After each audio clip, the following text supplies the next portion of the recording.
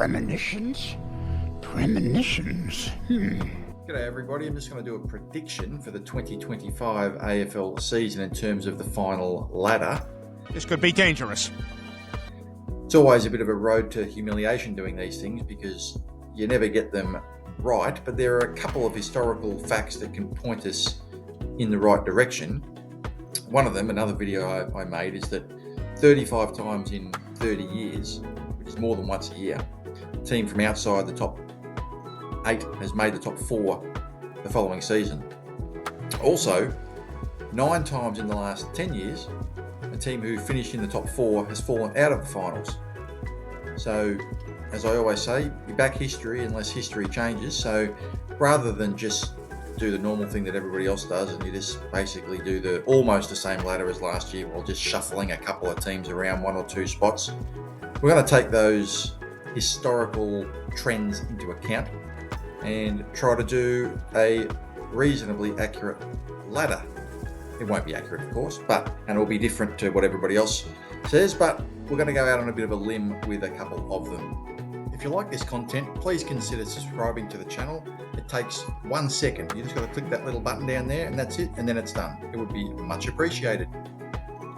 First up, we've got Richmond at number 18. It's hard to see Richmond finishing anywhere else other than dead last. They finished with 2 wins last year and they've lost a number of key players on top of that. They've lost Jack Graham, Liam Baker, Daniel Rioli, Shai Bolton, Dustin Martin, obviously, Marlon Pickett.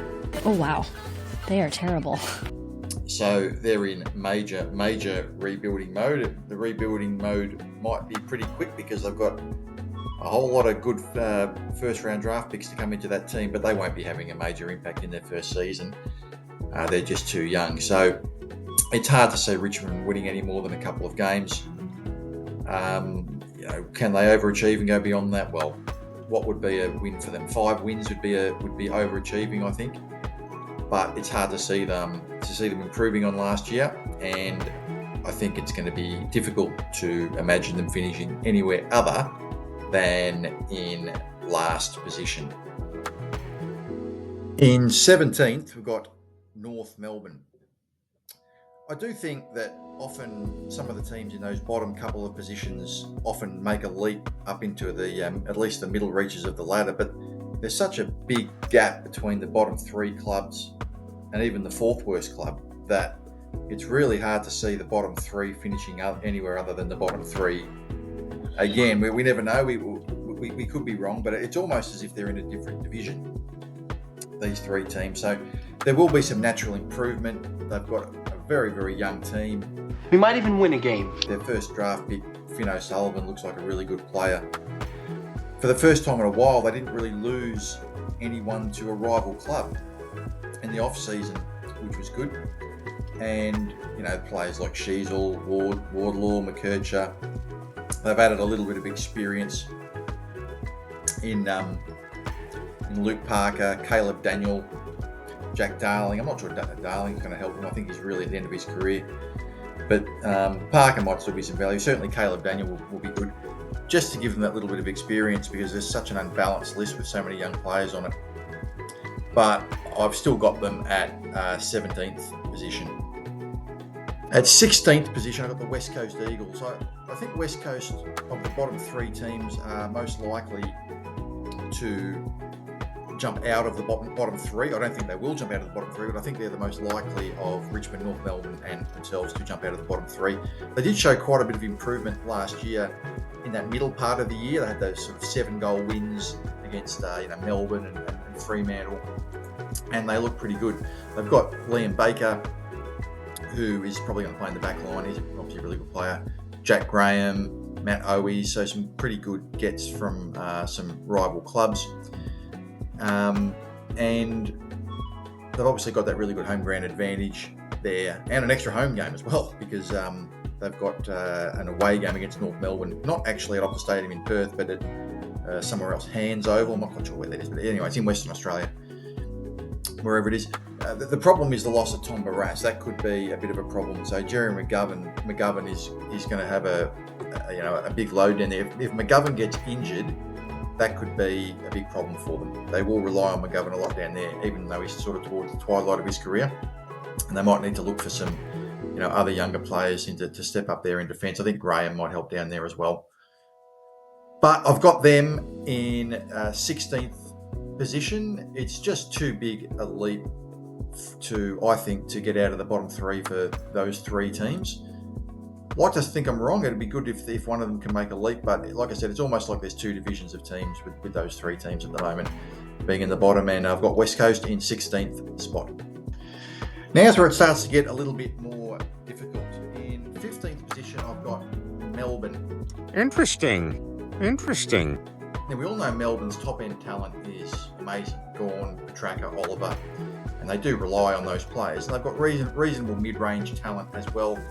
But they've been on a gradual slide for 3 or 4 years now. They were magnificent in their premiership year, unable to win a final in the next 2 years after that. And then they've sort of tumbled out of the 8 last year. They've just been getting that little bit less competitive each year. And it's hard to see, when that sort of happens, it's usually hard to turn it around. They haven't really gained anyone of note. So in the off-season, in fact, they've lost Alex Neil-Bullen to the Adelaide Crows, who was a pretty important player for them. So they're going to have to rely on the natural improvement of players like Van Rooyen and Windsor and players like that. And that, you never know, they might really step up, but they really, really need that next group of players to push them up to the back up into the 8 again, because they fell out of the 8 last year. I mean, obviously losing Petrarca halfway through the season was, a big loss for them. But, you can get injuries again. If you're relying heavily on 3 players, then you've got all your eggs in one basket. It could be a bit of an issue for them. I don't think they've got all their eggs completely in one basket. They do have a lot of good players there, but there's just too many other teams ahead of them, and not just ahead of them, but whose trajectories are going ahead of them. Melbourne's trajectory seems to be on the way down, and I've got them next season in 15th position. Number 14, I've got Adelaide. Now, this was actually a tough one.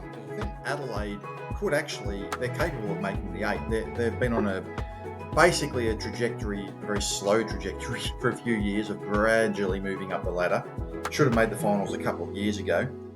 But I just don't trust them yet. And it's just a case of I want to be convinced first. They've actually strengthened their team a little bit with the addition of Peatling, Isaac Cumming and Neil Bullen. And they're pretty good players. They're a little bit one-paced in the midfield.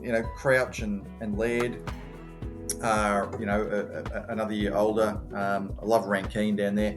They're the kind of team that, could really finish anywhere between sort of 6th and where I've got them. The only reason I've really got them where they are is because there's lots of teams ahead of them who I just couldn't put below Adelaide on the ladder. It's a tough one. You could sort of throw a blanket over a lot of the teams in this middle part of the ladder, and I've just been forced to sort of put Adelaide down here in 14th. They haven't made the final since 2017, so really they need to show something, I think, first before we can really fully trust them. I think they're capable of performing better than this, but at the moment I've got them in 14th position. At number 13, I've got Collingwood. This is such controversial bullcrap. Now, Collingwood, similar to Adelaide, look, it wouldn't surprise me at all if they made the 8. There's a number of teams in that range between 6th and 14th, which you could sort of throw a blanket over. And on the face of it, they look to have, at least on paper, improved their team with Dan Houston, who was the best player who was available in the trade period, going to Collingwood, as well as Harry Perryman, who's an okay player, and Tim Membry. The problem is they're the oldest team in the competition. Now, old doesn't mean bad. Geelong have been old for a long time and continue to perform, but Geelong are Geelong. I mean, Geelong seem to be able to do what other teams can't. Collingwood were the oldest team in the competition and they missed the final. So you're talking about a number of players on their list. I think there's about 10 of them, 8 to 10 of them who are over the age of 30 or thereabouts, and none of those players will be improving. So I just worry whether there will be enough improvement in those players if any, I don't think there will be any improvement in the older players, and whether there's enough good young talent coming through. Look, they're good enough, like I've said before, the Collingwood Army will probably get them over the line in 1 or 2 games, and they've still got enough top-end talent in there. But we're talking about a team that did miss the finals last year, and of course they have won a lot of close games over the last 3 or 4 years. We always talk about that, and that's fantastic that they're able to do that. But it does give a bit of a misleading gauge, I think sometimes, on how well a team is going. I think it's probably better to look at their percentage, which is pretty low last year. And, you need to get that up around the 120 mark or 125 if you're going to be a contender for the premiership. So I've got the Magpies outside the 8 at this point. I've got them in 13th position. Number 12, we've got the Gold Coast Suns. With Gold Coast, they really should be making the finals. This really should be the year. But they haven't made the finals at all in the 14 seasons that they've competed, and I'm not going to pick them to make the finals until they show me something. They're just a club that you just can't trust, and maybe this will be the year. You prove me wrong. They've certainly got the ability to make it. If you look at their list, a number of those top academy picks are really, really good players. They've added John Noble to the team from Collingwood, who'll give them that little bit of experience, used to playing in front of big crowds and things like that. Daniel Rioli. So they've strengthened their team, it looks like. And, they've got Mac Andrew in the back line, Collins down there, forward line. You've got Ainsworth and Humphrey and Flanders and Anderson and Rowell in the mid. They've got a pretty good team, but this is a team that has not achieved anything ever, and I just don't trust them yet. And I hope they can. Actually, I think most of us would love to see Gold Coast make the leap into the finals, and maybe this could be the year. But, I've always said back history until history changes, and they haven't shown anything for a long time. And I don't think they're going to make it this year. Could be wrong, but I've got them in 12th position. At number 11, in 11th spot, we've got Essendon. Essendon has not made the finals since 2021 and hasn't made the top 4 since 2001. We know. Believe me, we know. So I don't think they're going to be making the finals this year, but Essendon are always around the middle of the ladder. It's just a constant for them, and back history until history changes. They need to show something that would indicate that they can make the leap into the finals. On paper, the list has got a little bit worse with the departure of Jake Stringer, but I actually think this is a positive. I think Stringer was a potential cultural cancer to the club, and I think once you sort out your cultural problems, then the on-field stuff often then follows from that. The key to Essendon's success will be that mid-group of players in the age group 20 to 25, players like Zach Reed, players like Archie Perkins, Nick Cox, the continued improvement of Durham, Caldwell, Dersma, Nick Martin, these sort of players. It's a reasonably solid team, but there's just too many teams ahead of them at this point. I think if they have a good run with injury and they can improve enough through that mid-group of players, Essendon have increased the amount of development coaches from 2 to 5. So if some of those younger players can develop, we could see them rise up the ladder. But at the moment, I just don't trust that they can make it, and I've got them in 11th position. I wouldn't count on it. At number 10, and this is a bit of a bold call, I've got Carlton. There's a bit of a trend of elimination final losers missing the finals, and Carlton have been notoriously inconsistent for a little while now. Like Essendon, one spot below them, they just can't really play out a whole season. I think you might be biased. They're a big club, so they always get talked up quite a bit, and their top-end talent is obviously well known. They're stacked at the top end. They've got, arguably the best player in the competition in Cripps. And they've got a really good, early draftee in Jagger Smith, who's going to be really good. They've lost Kennedy, who's probably not much of a loss, but he's a bit of, depth, midfield depth that was a pretty handy player for them. But I just still don't really trust them to play out a season. They're just inconsistent. They'll be brilliant one week and then they'll fall away, a few weeks later and fall out of form. And they haven't really been much good for 30 years. So unless they show some level of consistency, I'm tipping them to fall from 8th, which is where they finished last year, to 10th, which I guess is not much of a fall. It's just that most people are tipping them to be in the 8 and around the top 4. I just don't trust their level of consistency. I think they're really, really good at the top end, but I don't think they've shown or proven that they can be consistent enough to be a top 4 team. They can make the finals, of course. If you're finishing 10th, you're in that group of teams that you can throw a blanket over. But I've got them in 10th position. I think they're going to just miss out. At number 9, another bold call here. I've got the Sydney Swans. Oh, come on! Oh, come on! Now, hear me out.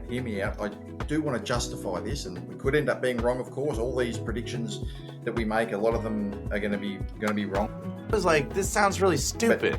But the reason why I've got the Swans missing the finals here, well, first of all, it's because there is a trend of 9 of the last 10 years, a team who has made the top 4 has missed the finals the next year.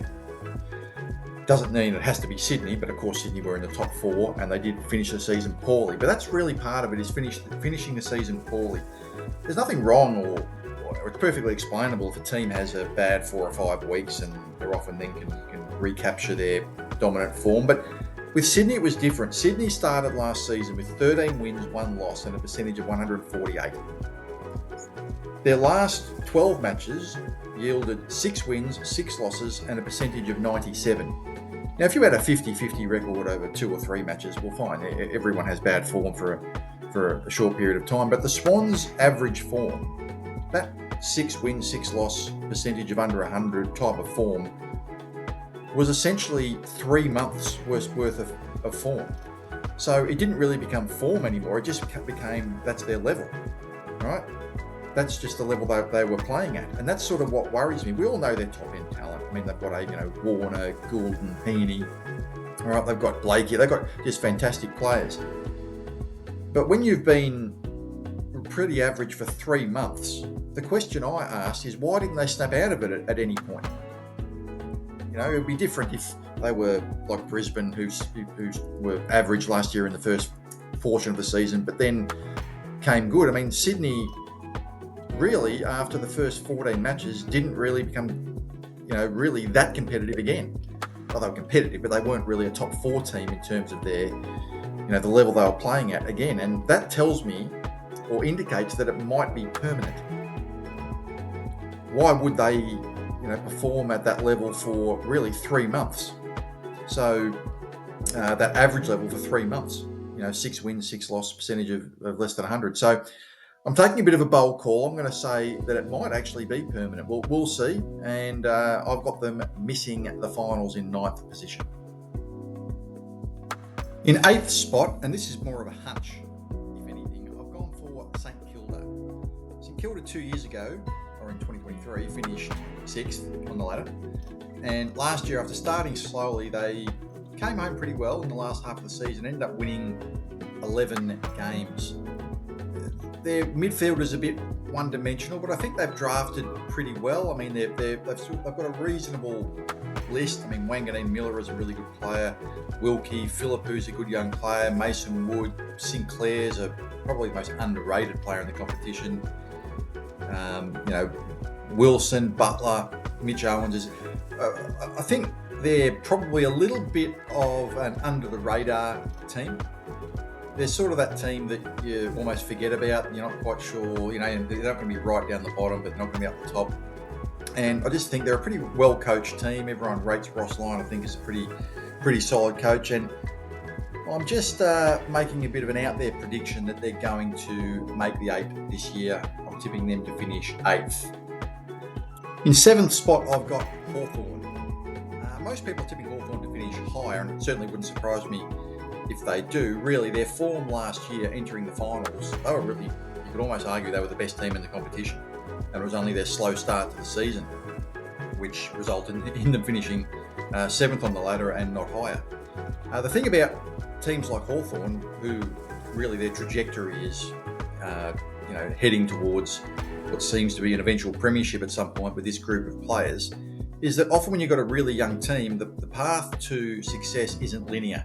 This is a difficult, treacherous path. You don't go from 14th to 11th to 7th to 4th to runners-up to premiers. I mean, it just doesn't work that way. And when you've got a really young team like Hawthorn have, and everyone's going to be looking at them and trying to work them out, often they take a little bit of a step back. Now, finishing 7th isn't really a step back. I mean, they finished 7th last year at the end of the home and away season.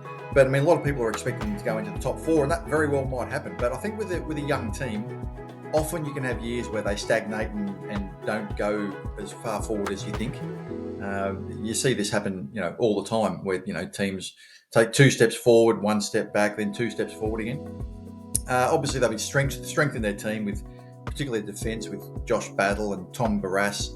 That might mean that Sicily will probably spend a bit more time forward this year, and they've got a really good, Warple and Weddle and all these players, Cal Shadir, Mitch Lewis. They just got a really strong team.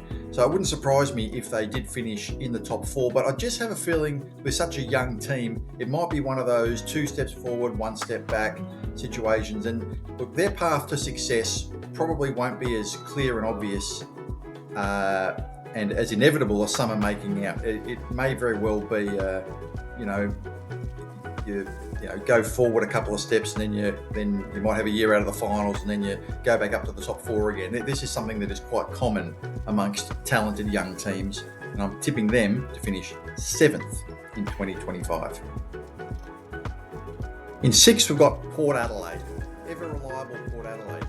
Everyone likes to sort of mock them for not getting the job done in September, and I guess they've got to live with that, but they've been a super consistent team over the last few years, and despite the loss of Dan Houston, I think they'll still be up there again.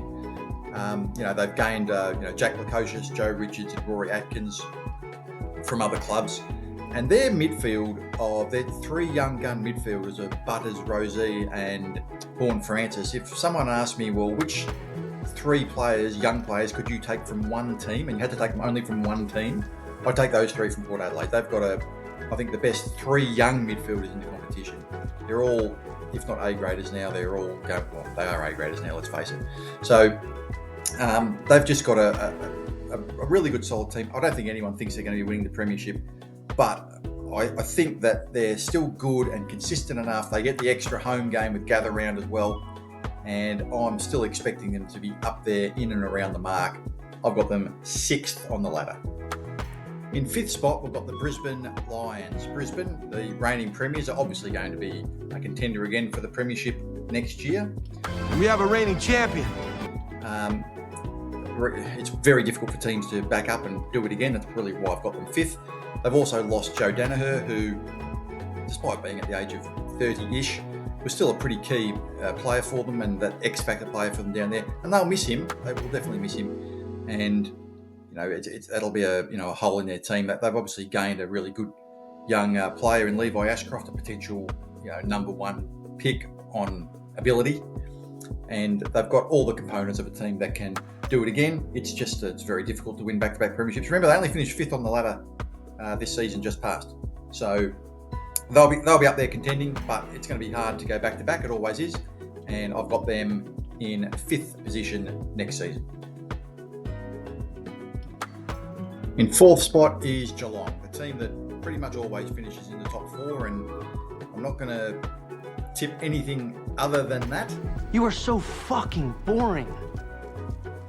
Because they've just been so reliable, and it's just very difficult to tip Geelong to be anywhere other than outside the top 4 when it's basically been a permanent position for them over the last 18 seasons, regardless of who they're playing, who happens to be on their playing list. They have lost some players. They've lost Tom Hawkins, obviously, who was injured a little bit during the year in his last season, but he'll still be an out for them. Zach Toohey, Gary Rowan, Brandon Parfitt. They gained Bailey Smith, who's only in his early 20s and is a gun young player. And they're just so good at developing their young players. Jack Martin's another player they can add to their team. He was injured a lot at Carlton, but you just know he's going to be injury-free at Geelong. It's just the way it always works. But they're just so good at developing their players down there. And they've sort of quietly rebuilt their team into a contender again. I hate them so much! Without really falling away. Players like Manor, Dempsey, De Koning, Max Holmes, of course, Brian Myers, who's probably the most underrated player in the competition. Every possession that guy gets, you know it's going to go to a teammate. He just finds players inside 50. Now, if he gets the ball, you know one of his teammates is going to have a shot inside 50. That's he's the one player, Brian Myers. I would probably take him almost ahead of any other player in the competition, which sounds ridiculous when you have a look at how many good players there are in the competition. But every kick he gets is like 2 kicks, because you know when he gets it, his team then pretty much has a shot inside 50 on their next possession. He's just such a gun player. So Geelong, you can't really tip them anything up the top 4. Tip back history until history changes. Nothing certain, of course, but plus all those games at Kardinia Park, they're the only team that gets a home ground advantage and minimal interstate travel. Everyone else gets one of those things only, and they're the only club that gets both. So, you can always chalk up an extra couple of wins because of that. They're just going to be very hard to beat again. I've got them in 4th position. In 3rd position, I've got the Fremantle Football Club. Could this be their year? They've been building and building and building and building. They missed out on the finals last year, and they should never have missed out on the finals. I thought halfway during the year they were a bit of a sleeper, under the radar team. They could have very well finished top 4 last year, and they ended up missing the finals completely. They've been building via the draft for a long time, and they're going to be hungry as well next year after missing the finals when they should never have missed it. I think this could be their year. Their coach is under a little bit of pressure to perform, so all the things seem to be pointing in the direction of this has to be the year where it comes together for them. Right, they've got a potential Brownlow medalist in Sarong. Brayshaw's another really good midfielder. They've got pretty good key forwards in Jaya Miss and Treacy, Hayden Young, Luke Ryan, these sort of players, Clark in the back line. They've just got the kind of team that has been built by the draft, and they've got a lot of players in that age group range that have played between 50 and 100 games, which is that key age group which generates premiership success. And there's always a team every year, 35 times in the last 30 years, who missed the finals the year before, who makes the top 4 the following season. And Fremantle tick all the boxes to be that team. So I think that they're a genuine premiership chance next year, and I've got them in 3rd position. In 2nd spot, I've got the GWS Giants. GWS have lost a couple of players in Cumming, Perryman and Peatling, but they're still a stacked team that's very mature and been up for a number of years. And they came very close last year. In fact, really, if they'd won that match against the Brisbane Lions, they probably would have been premiers, given that they would have been playing Geelong at the MCG. They've beaten Geelong 4 times in a row at Kardinia Park. So you'd back their chances at the MCG, and then given Sydney's performance in the grand final, GWS probably would have been premiers. So, they've got a pretty good team. They obviously had Stringer to the team. I was glad as an Essendon supporter to get rid of Stringer, actually. But in terms of a team that's a contender for a premiership, for short-term success, he could be the difference in a 1 or 2 year period if you can kick 35 to 40 goals for them. They've got the best defender in the competition in Sam Taylor. They've got good forwards in Cadman, Hogan, Riccardi, Green, Daniels, Jones. I mean, their forward line's amazing. So one of these years it'll come together for them. This could be the year. They were very close last year. Kingsley's looks like he's a pretty good coach. So I've got the GWS Giants in the runners-up position and in a genuine position where they can contend for the premiership in 2025. So in the number 1 position, and this is an interesting one that I don't think a lot of other people will pick, is I've got the Western Bulldogs. That is totally unrealistic. Why have I got the Western Bulldogs? Well, on the face of it, they've lost 3 pretty important players. They've lost McRae, Bailey Smith and Caleb Daniel. Well, Bailey Smith was injured last year anyway. So he's not really a loss from at least last year's team. If you have a look at McRae and Daniel, both of them whom are getting on a little bit in years. McRae only averaged 70 Supercoach points, champion data ranking points per game last year. And Caleb Daniel only 52. So their output for those 2 players is not really what it once was. And Beveridge has been really probably trying to quietly move on a lot of these players from the 2016 Premiership side, bit by bit, who have been a little bit on the outer with him. And if you look at just last year where they finished 6th on the ladder, I think Champion Data had them entering the finals as either the 2nd or 3rd best team. It was them, Hawthorn and Brisbane, all of whom were outside the top four, were ranked as the three best teams. And of course, they played Hawthorn in the first final and lost. So you had probably the two of the three best teams in the competition, at least according to the stats gurus, essentially playing each other where one of them had to lose. They've got a pretty mature team that I think can go all the way. I mean, obviously they've got probably the best player in the competition, Bontempelli. Treloar gets his 32 possessions a game. Tim English, averages 110 ranking points a game. Liberatore, Ed Richards, Bailey Dale. Sam Darcy could be the best player in the competition within a year or 2 years.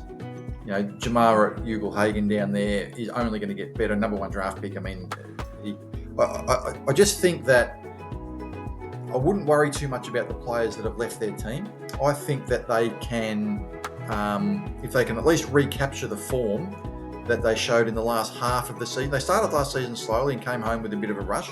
I think if they can continue that, they're more than capable of perhaps being a surprise premiership winner. We'll see. So it's a bit of an out there suggestion. But look, one thing about the ladder is that it's never the same from one year to the next. There's always a lot of changes and often a lot of unexpected changes. So if you do your ladder and you're having a look at this and you agree or don't agree, and most, of course, are not going to agree because everybody who's watching and listening is going to have their own opinion.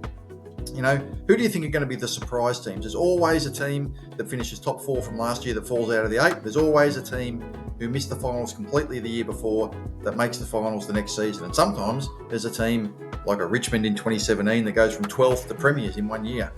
All right, these things do happen. So that's my list. What do you think?